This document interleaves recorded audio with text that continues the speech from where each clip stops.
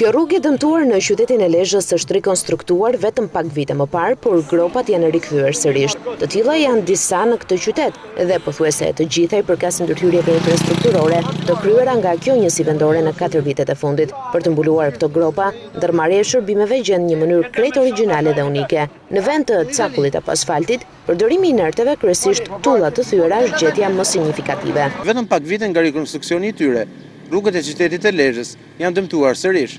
Gropat të mëdha janë hapur në shumë akse rrugore, ndërsa si për ironit të fatit, bashkia e këtij qyteti ka nisur të mbush ata me inerte.